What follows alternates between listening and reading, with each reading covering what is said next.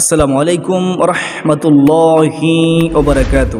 আলহামদুলিল্লাহ, আমি গুনাহগারকে আল্লাহ রব্বুল আলামিন আপনাদের খেদমতে কবুল করেছেন।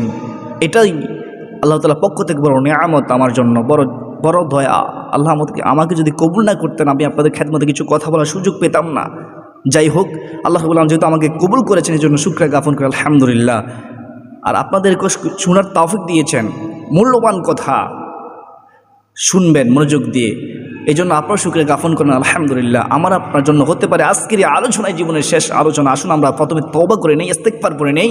একবার ইস্তেগফার করলেই হাদিস শরীফ বর্ণিত যে আপনার অতীতের সমস্ত গুনাহ মাফ করে দিবেন। যেহেতু আমাদের কোনো গ্যারান্টি নেই কখন আমাদের মৃত্যুটাকে এসে যায়। কুল্লু নাফসিন যায়িকাতুল মাউত, প্রত্যেক প্রাণী মরণশীল। তা শুনে আমরা তওবা করে নিই, ইস্তেগফার করে নিই। প্রথমত সবাই আমার সাথে পড়ুন, আস্তাগফিরুল্লাহ আস্তাগফিরুল্লাহাল্লাযী লা ইলাহা ইল্লা হুয়াল হাইয়ুল কাইয়্যুম ওয়া আতুবু ইলাইহি। আল্লাহ তুমি আমাদের ক্ষমা করে দাও। আমরা তওবা করলাম, ইস্তেগফার করলাম, আমরা কখনো গুনাহ করব না। হতে পারে আমাদের তওবা মালিক জীবনের শেষ, তো আমরা তো জানি না, মালিক তুমি তো জানো। দয়া করে আমাদের তুমি ক্ষমা করে দাও, আল্লাহুম্মা আমিন।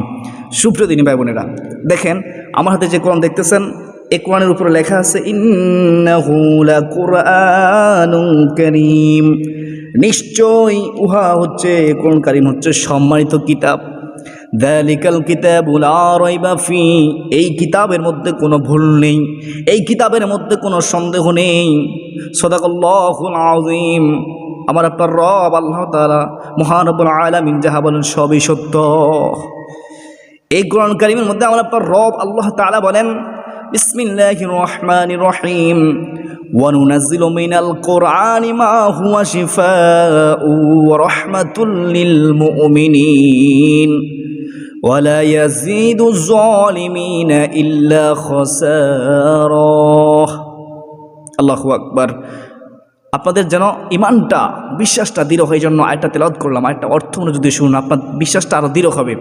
আল্লাহ রাব্বুল আলামিন বলেন সূরা বনী ইসরাঈল 82 নং আয়াতের তরজমা হচ্ছে, আমার রব আল্লাহ বলেন, আমি কোরআন কারীমের মধ্যে যাহা কিছু নাজিল করি বান্দা শুনো, আমি কোরআনের মধ্যে যাহা কিছু নাজিল করি তাহা হচ্ছে যারা মুমিন, যারা বিশ্বাসী তাদের জন্য হচ্ছে রোগ মুক্তি, রোগের শেফা, রোগের নিরাময়কারী, রোগের নিরাময়কারী মাধ্যম হচ্ছে কোরআন। এবং এই কোরআন কারীম হচ্ছে সমস্ত মুমিনদের জন্য রহমত। সুবহানাল্লাহ। কোরআন আমাদের জন্য নূর, কোরআন আমাদের জন্য পথ প্রদর্শক, আমাদের পথ দেখিয়ে দিবে। হালাল হারাম চিনার মাধ্যম হচ্ছে কোরআন কারীম। নবীজির মাধ্যমে আমরা শিখব ইনশাআল্লাহ আযজা ওয়া জাল্লা।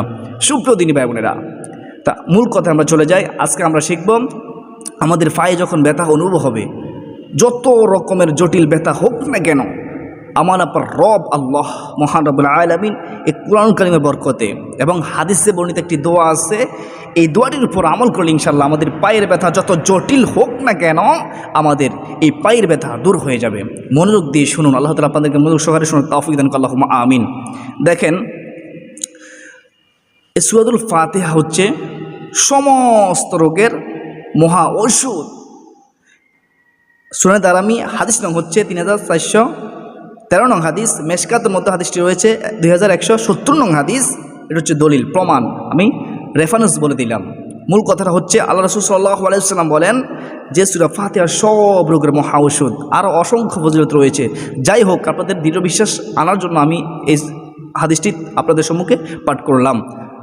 সুপ্রিয় দিনী ভাই বোনেরা, তাহলে আরও একটা হাদিস শরীফ আছে, সেটা হচ্ছে আমি নোট করে রেখেছি, আবু দাউদ 3891 নং হাদিস। এই হাদিসটির মধ্যে দোয়াটি রয়েছে ইনশাআল্লাহ। আর এই দোয়াটি শিখিয়ে দিয়েছেন স্বয়ং রাসূল সাল্লাল্লাহু আলাইহি ওয়াসাল্লাম। যে কোনো ব্যথার জন্য এই দোয়াটি পড়ার তাগিদ দিয়েছেন। আর এই দোয়াটি পড়ে সাহাবী আবুল আস-সাকাফি রাদিয়াল্লাহু তাআলা আনহু ব্যথা থেকে মুক্তিও পেয়েছেন, পরিত্রাণও পেয়েছেন। এই আয়াতের মাধ্যমে আল্লাহ তার রোগ এবং এই দোয়ার মাধ্যমে আল্লাহ তার রোগ দূর করে দিয়েছেন।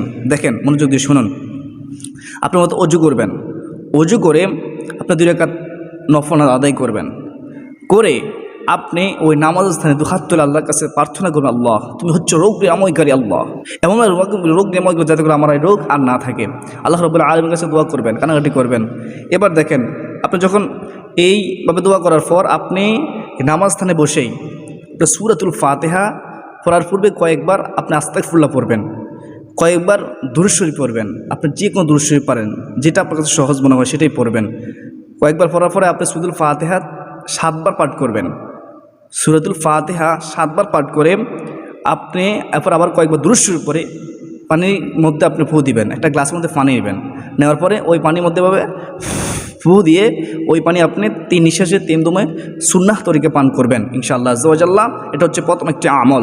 দ্বিতীয় আমলটি হচ্ছে আপনি এই যে হাদিসের বর্ণিত দোয়াটি হচ্ছে বিসমিল্লাহি আউযু বিইজ্জাতিল্লাহি ওয়া কুদরাতিহি মিন শাররি মা আজিদু ওয়া উহাযির। এটা খুব গুরুত্বপূর্ণ শক্তিশালী দোয়া। এই দোয়ার কারণে অসংখ্য আল্লাহর বান্দাবান্দি ব্যথা থেকে পরিত্রাণ পেয়েছে। আল্লাহ রাব্বুল আলামিন দোয়ার বদৌলতে উসিলায় এই ব্যথা দূর করে দিয়েছেন। দোয়াটি আবার বলতেছি, মনোযোগ শুনুন। বিসমিল্লাহি আউযু বিইজ্জাতিল্লাহি ওয়া কুদরাতিহি মিন শাররি মা আজিদু ওয়া উহাযির।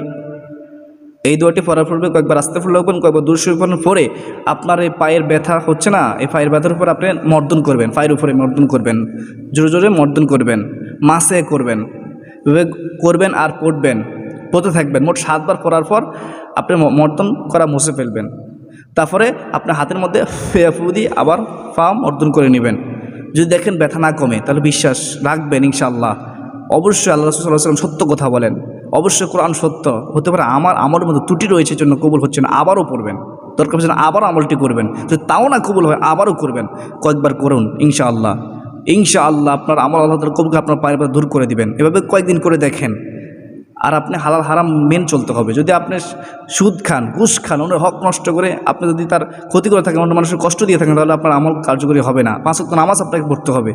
আপনার 5 ওয়াক্ত নামাজের পাশাপাশি কিছু আমল করতে হবে। আল্লাহ তাআলা আমাদেরকে বেশি বেশি দুরূদ শরীফ, বেশি বেশি ইস্তেগফার, বেশি বেশি তাসবিহ তাহলিল এবং 5 ওয়াক্ত নামাজের হেফাজত করার তাওফীক দান করুক এবং এই কঠিন রোগ থেকে আমাদের সকলকে আল্লাহ তাআলা মুক্তি দান করুক। আল্লাহুম্মা আমিন। ওয়া মা আলাইনা ইল্লাল বালাগ। আসসালামু আলাইকুম ওয়া রাহমাতুল্লাহি ওয়া বারাকাতুহু।